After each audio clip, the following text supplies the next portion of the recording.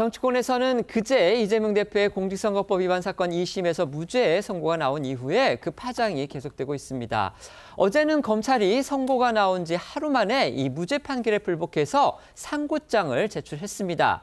그렇다면 대법원의 최종 판단까지 과연 얼마나 걸릴지 이 사법부의 시계에 관심이 쏠리고 있는데요.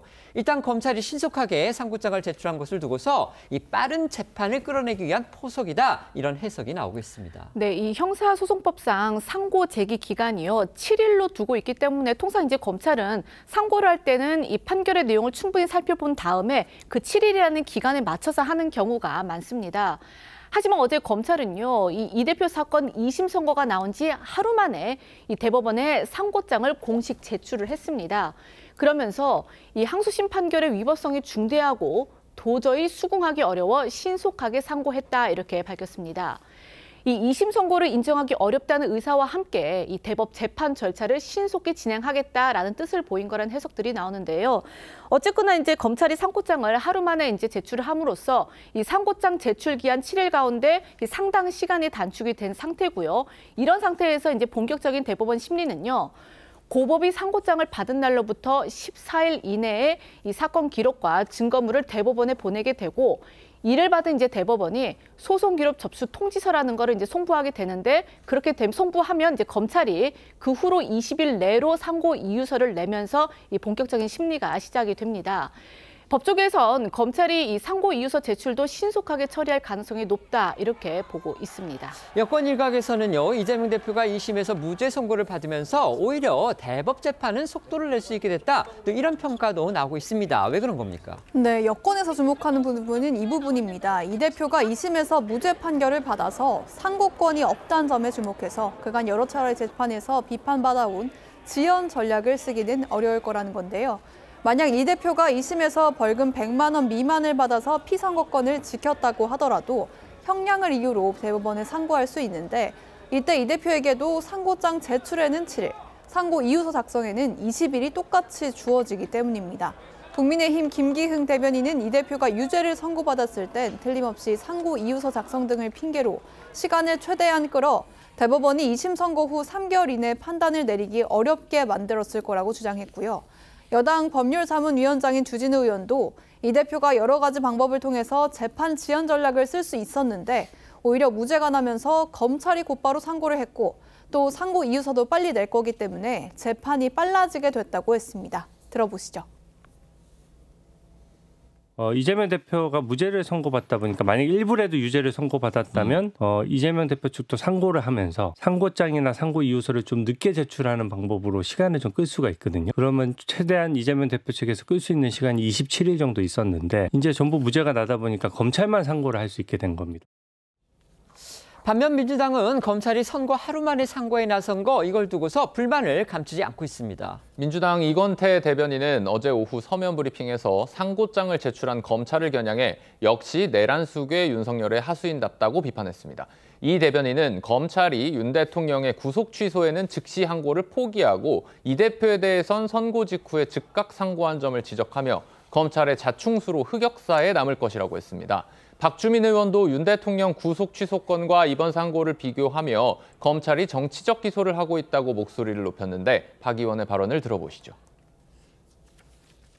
윤석열 대통령에 대한 구속 취소의 경우에 거의 70년 진행되었던 관례나 날로 계산하는 실무 이런 것들을 완전히 뒤바꾼 거 아닙니까? 이 항소심 결과에 대해서 제대로 좀 판단해 볼 만한 시간도 갖지 않은 상태에서 실질적인 상고는 오늘 했지만 어제 바로 상고하겠다 그랬거든요. 맞아요. 그러니까 이런 어떤 태도의 극명한 대비를 통해서 좀 정치적인 기소나 이런 것들을 하고 있는 것 아니냐는 문제제기를 하는 거죠. 검찰의 상고로 이제 공은 대법원으로 넘어가게 됐습니다. 관건은 재판 속도가 될 것으로 보이는데요. 원칙대로라면 이제 3개월 안에 선고가 나와야 합니다. 이거 역시도 조기 대선, 이재명 대표의 출마 여부, 이런 것과 함수 관계를 갖고 있습니다. 네, 이 선거법 사건은 이 재판 종결 시한 규정을 두고 있죠. 이른바 633 원칙입니다. 1심은 6달, 2심과 3심은 각각 석 달 안에 선고를 하도록 한 규정인데요. 이 원칙대로라면 이 대법 판단은 2심 선고 뒤 3개월 내인, 그러니까 오는 6월 26일까지는 나와야 합니다. 하지만 이재명 대표의 이 선거법 재판은요, 이 1심부터 이런 원칙이 제대로 지켜지지 않았습니다. 1심에만 2년 2개월이 걸렸고요. 시작부터 신속 심리를 강조했던 2심 역시 4개월여 만에 종결이 됐고, 그러니까 결국 633 원칙은 있으나 만화한 그런 이제 규정이 돼버렸다는 비판이 이 여권에서 나오는 겁니다. 하지만 이 대법원의 경우에는요, 그간 이 조희대 대법원장이 이 633 규정 준수를 강조해 오기도 했고, 또 대법은 이 사실관계는 심리하지 않고 이 항소시 법률 판단의 잘못 여부만 판단하는 이 법률심 단계이기 때문에 이 심리의 속도가 날 거다라는 전망도 나오곤 있습니다. 이재명 대표의 선거법 위반 혐의가 유죄라고 주장을 하고 있는 여권인데요. 여권은요, 대법원에 대해서 파기환송, 그러니까 사건을 다시 내려보내는 거, 하급심으로, 이게 아니고 파기자판을 촉구해서 또 관심을 모았습니다. 파기자판, 이게 일반인들한테는 좀 생소한 말입니다. 이거 어떤 의미가 있는지 또 소개해 주시죠. 네, 먼저 앵커 말씀하신 대로 이 법조인 출신 여권 정치인들을 중심으로 대법원이 유죄 취지 파기환송을 하지 말고 파기자판으로 직접 최종 판결까지 내려야 한다는 목소리가 쏟아지고 있습니다. 이 파기자판은 하금씨 판단에 잘못이 있다고 판단했을 때 원심을 파기해서 사건을 돌려보내서 다시 재판하도록 하는 게 아니라 대법원이 직접 판결까지 하는 절차로 이 경우 파기환송보다 형의 최종 확정 등 법적 절차 마무리에 걸리는 시간이 훨씬 줄어듭니다. 이처럼 파기자판은 추가 심리가 필요 없고 사건의 빠른 종결이 필요할 때 하게 되는 건데요. 국민의힘 주진우 의원은 이재명 대표 선거법 사건처럼 증거가 충분할 때는 대법원이 파기자판도 할 수 있다면서 2개월 내에도 법리적인 부분에 대한 대법원 판단은 나올 수 있다고 했습니다. 판사 출신 김기현 의원도 오늘 국회에서 기자회견을 열고 대법원에 이 대표 건을 신속히 파기자판해달라고 촉구했는데요. 김 의원의 발언 들어보시죠. 이재명 대표 앞에만 서면 비틀어지고 휘어지고 쪼그라드는 사법 정의를 목도하며 나라의 법치가 조롱거리로 전락했다는 사실에 판사 출신 정치인으로서 깊은 자괴감이 듭니다.